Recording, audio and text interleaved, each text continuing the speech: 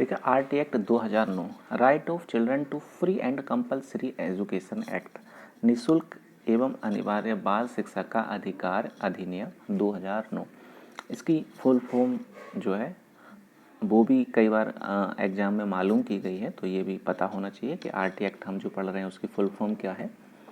देखिए नेक्स्ट है कि भारत में स्कूली शिक्षा को अनिवार्य किए जाने की मांग सबसे पहले जो है किसने की थी?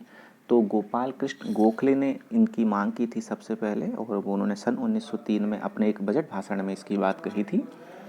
नेक्स्ट है कि किस आयोग ने देश के सभी बच्चों को अनिवार्य रूप से शिक्षा प्रदान करने की सिफारिश की थी?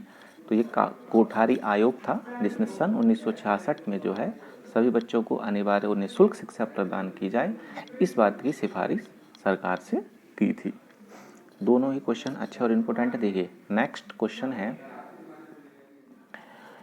शिक्षा को मूल अधिकार कब घोषित किया गया? शिक्षा को मूल अधिकार 2002 में घोषित किया गया था, और संविधान में 86 या 86वें संविधान संशोधन किया गया था, और उसमें एक आर्टिकल 21A या 21 क के तहत मूल अधिकार घोषित किया गया था। भारत शिक्षा को बच्चों के लिए, भारत जो है वो शिक्षा को बच्चों के लिए मौलिक अधिकार के रूप में घोषित करने वाला विश्व का ऐसा 35वां देश था, और 6 से 14 वर्ष तक के बच्चों को मुफ्त शिक्षा देने का दायित्व जो है केंद्र और राज्य सरकार का है, क्योंकि ये एक समवर्ती सूची का विषय है। देखिए आरटी एक्ट 2009 बिल जो है सर्वप्रथम किस सदन में प्रस्तुत किया गया था? तो ये राज्यसभा में प्रस्तुत सबसे पहले किया गया था, उसके बाद लोकसभा और फिर राष्ट्रपति की उसकी मंजूरी दी थी। निःशुल्क शिक्षा और अनिवार्य शिक्षा अधिकार अधिनियम जो है वो कब अधिनियमित किया गया, मतलब किसके द्वारा अधिनियमित किया गया है? तो वो भारत की संसद द्वारा अधिनियमित किया गया है। ये क्वेश्चन भी आया हुआ है। देखिए इसमें अब मैंने डेट भी दी है कि राज्यसभा में ये कब पारित किया गया था, तो 20 जुलाई 2009 को, और लोकसभा में भी जो है अगस्त 2009 को, उसके बाद मंजूरी राष्ट्रपति द्वारा दी गई। नेक्स्ट है, शिक्षा का अधिकार अधिनियम 2009 को लागू करना क्यों आवश्यक था? अच्छा क्वेश्चन है, आया हुआ क्वेश्चन है सीटेट में। बालकों को दिए गए मूल अधिकार के अनुसार गुणवत्तापूर्ण शिक्षा की संरचना उपलब्ध कराने हेतु जो है ये लागू करना आवश्यक था। और अनिवार्य शिक्षा से क्या तात्पर्य है? तो अनिवार्य शिक्षा से तात्पर्य है 6 से 14 वर्ष तक के बालकों का विद्यालय में प्रवेश, दूसरा उनकी उपस्थिति, और फिर तीसरा उनको अनिवार्य शिक्षा सुनिश्चित करना। जो भी 6 से 14 वर्ष तक के बच्चे हैं उनको अनिवार्य रूप से शिक्षा जो है प्रदान की जाए।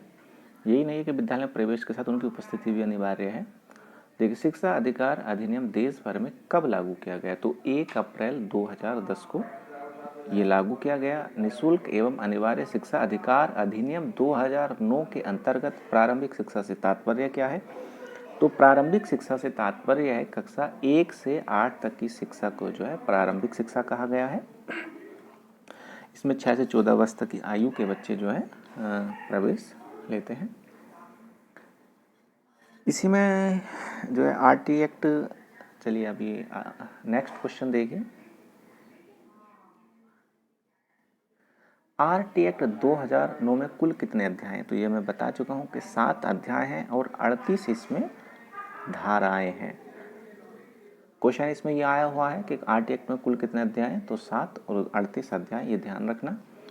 निःशुल्क और अनिवार्य शिक्षा का अधिकार जो है आरटी एक्ट 2009 किस धारा में? तो वो धारा 9 है। निःशुल्क और अनिवार्य शिक्षा को मूल अधिकार के रूप में किस अनुच्छेद में जोड़ा गया है? तो 21A या 21A के तहत इसको जोड़ा गया है। निःशुल्क शिक्षा के अधिकार अधिनियम के तहत प्राथमिक कक्षाओं में शिक्षक छात्र अनुपात क्या होना चाहिए? तो 1:30। आरटी एक्ट 2009 के अनुसार कक्षा 6 से कक्षा 8 तक के बीच छात्र शिक्षक अनुपात कितना होना चाहिए? तो 35:1 है ना, 35:1 ये जो है कक्षा 6 से 8 तक के लिए, और 30:1 प्रारंभिक शिक्षा के लिए है। अगर मैं जूनियर जो यूपीएस हैं, जो माध्यमिक मतलब जो जूनियर विद्यालय हैं अपर प्राइमरी, उसमें जो है सामाजिक का एक शिक्षक, गणित विज्ञान में से दोनों में ये भी शिक्षक हो सकते हैं, मतलब मिनिमम एक शिक्षक तो होना ही होना है, और एक भाषा का एक शिक्षक, ये 3 शिक्षक होना अनिवार्य है। शिक्षा के अधिकार अधिनियम के तहत प्राइमरी विद्यालयों में छात्र शिक्षक अनुपात 40:1 तब होगा जब वो 200 के ऊपर होगी। देखिए प्राथमिक स्तर पर यदि 150 से अधिक बच्चे हों तो क्या प्रावधान? एक प्रधान अध्यापक होगा। ध्यान रखना कि अगर प्राइमरी में 150 से अधिक है तब जो है एक प्रधानाध्यापक, और जूनियर में 100 से अधिक है तब एक प्रधानाध्यापक की आवश्यकता होती है। उच्च प्राथमिक स्तर पर कितने बच्चों पर ये है, तो वो 100 से अधिक, ये मैं बता चुका हूँ आपको। इन बातों का ध्यान रखना है सभी को। देखिए नेक्स्ट है आर्ट एक्ट 2009 अधिनियम में संशोधन पहली बार कब किया गया, तो ये जो संशोधन किया गया था 2012 में किया गया था। आर्ट एक्ट 2009 के अनुसार शिक्षकों में से कौन से गैर शैक्षणिक कार्य करवाए जा सकते हैं, मतलब 3 ये कार्य करवाए जा सकते हैं, जनगणना, चुनाव और आपदा। इसमें पल्स पोलियो नहीं है, तो ध्यान रखना है कि ये 3 कार्य के अलावा और कोई कार्य नहीं किया जा सकता।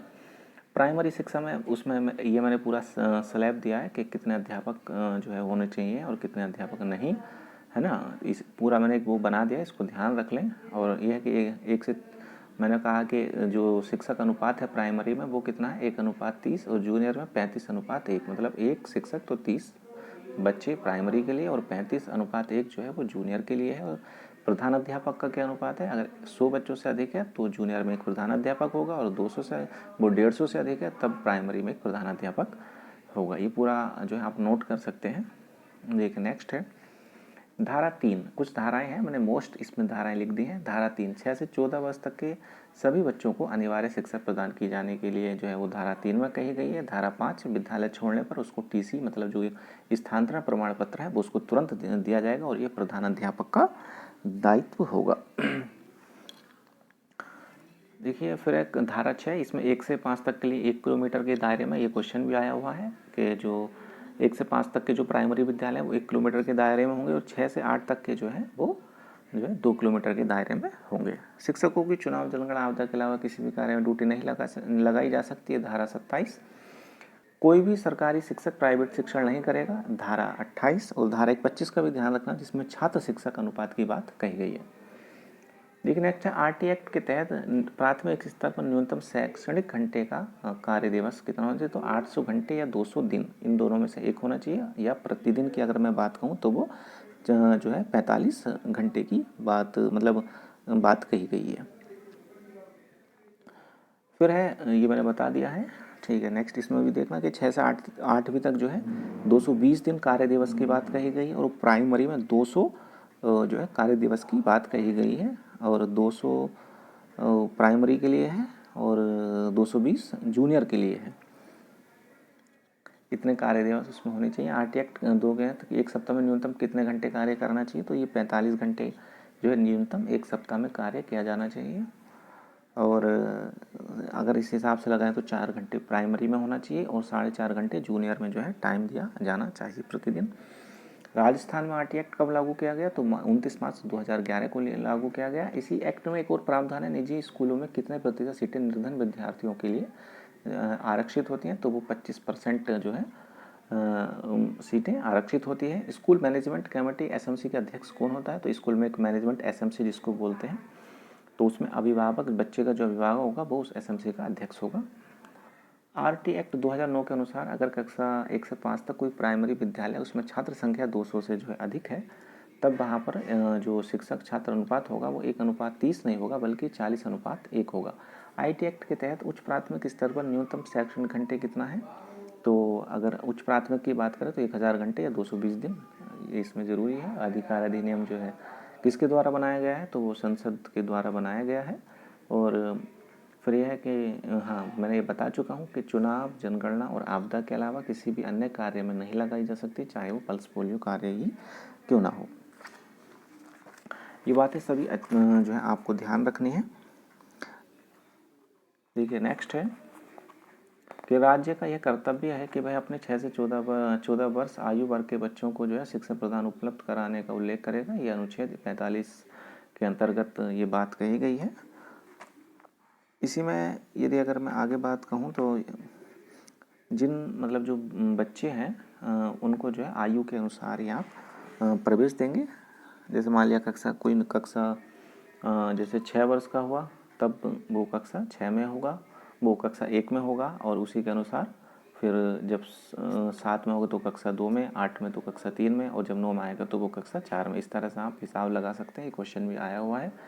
आईटी एक्ट की किस धारा के तहत यह बताया गया है कि बच्चों को शारीरिक दंड देना और प्रताड़ित करना मना है, तो वो धारा 17 है।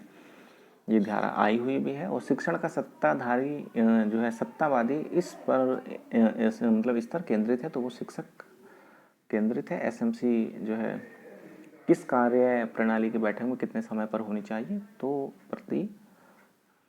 जो है प्रति माह में एक बार एक ये बैठक हो जानी चाहिए। इसमें जो ऑप्शन है वो थोड़ा गलत दिया है। नेक्स्ट क्वेश्चन है, शिक्षा के अधिकार अधिनियम 2009 में विद्यालय प्रबंध समिति में भर्ती विद्यार्थियों के माता पिता या अभिभावकों की न्यूनतम सदस्य संख्या प्रतिशत में निर्दिष्ट कीजिए। तो वो 75% जो है अभिभावक के जो है जो बच्चा पढ़ता है उसी के अभिभावक होने चाहिए। और जो रसोइया का भी हैं वो भी जो है स्कूल के ही किसी बच्चे के अभिभावक होने जरूरी है। निःशुल्क एवं अनिवार्य शिक्षा अधिनियम के तहत अंतर्गत वित्तीय मामलों के जो है कितना का अनुपात है, 55:45। शिक्षा कैसी जो विषय है वो समवर्ती सूची का विषय है।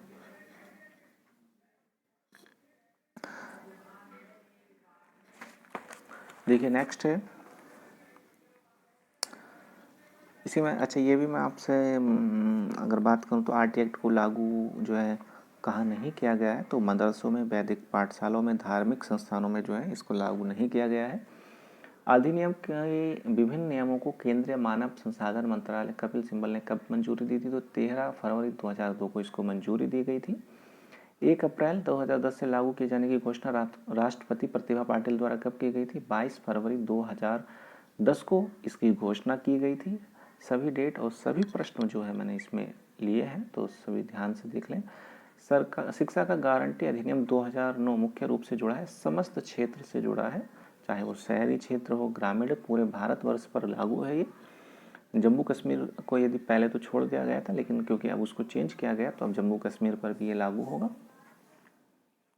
देखिए नेक्स्ट क्वेश्चन है कि शिक्षा के अधिकार की प्रकृति क्या है, तो वो संवैधानिक इसकी प्रकृति है, क्योंकि भारत की संसद द्वारा इसको जो है मिला जो है बनाया गया कानून है ये। देखिए नेक्स्ट क्वेश्चन है, इसी में अगर मैं बात इसकी कहूँ कि अच्छा ये मैं क्या कर रहा हूँ,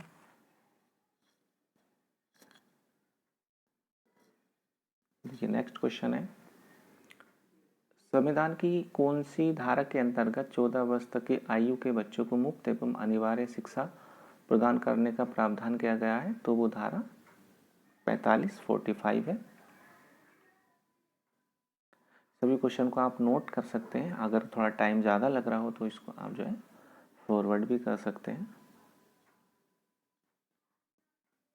निःशुल्क एवं अनिवार्य शिक्षा अधिनियम 2009 के किस धारा के अधीन अध्यापक की जो अर्हता है वो अधिसूचना और राष्ट्रीय शिक्षा परिषद निर्धारित अध्यापक पात्रता परीक्षा जैसे रीट या यूपी टेट ये जो वो है वो किसमें, धारा 23 के अंतर्गत ये बात कही गई है। जो स्टेट लेवल पर एग्जाम होते हैं वो कौन सी धारा 23 में ये बात कही गई है। निःशुल्क एवं अनिवार्य शिक्षा अधिनियम 2009 के किस धारा के अधीन अध्यापक, ये तो नेक्स्ट ये वही क्वेश्चन है, ये नेक्स्ट क्वेश्चन कीजिए। जितने भी सारे क्वेश्चन मैंने इसमें लिए हैं वो सभी क्वेश्चन इंपॉर्टेंट हैं, और बाकी अगर किसी भी प्रकार का कोई डाउट है या कोई संदेह है तो आप इनबॉक्स में मैसेज कर सकते हैं। देखिए नेक्स्ट क्वेश्चन है, एसएमसी किस कार्य पैटर्न में कितने समय पर होनी चाहिए, तो ये मैं बता चुका हूँ, जो प्रति माह में एक बार आवश्यक है। जो ये और इस जो कार्यकारिणी है, सभी सदस्य होंगे वो जो आपका स्कूल में बच्चा पढ़ने वाला है उसी के जो है अभिभावक होगा। आंगनबाड़ी 3 से 6 वर्ष तक के बच्चों के लिए खोले जाएंगे का उल्लेख किस धारा में है, तो वो 11 जो धारा है वो 11 है।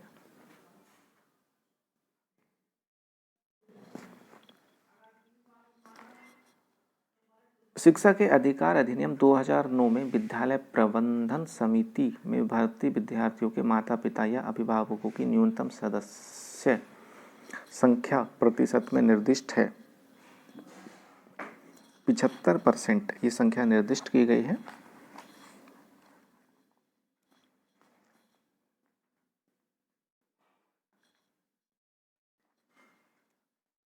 देखिए नेक्स्ट क्वेश्चन है, आरटीई एक्ट 2009 में कौन से अध्याय में निःशुल्क एवं अनिवार्य शिक्षा की बात कही गई है? तो ये जो है ये अध्याय 3 में बात कही गई है।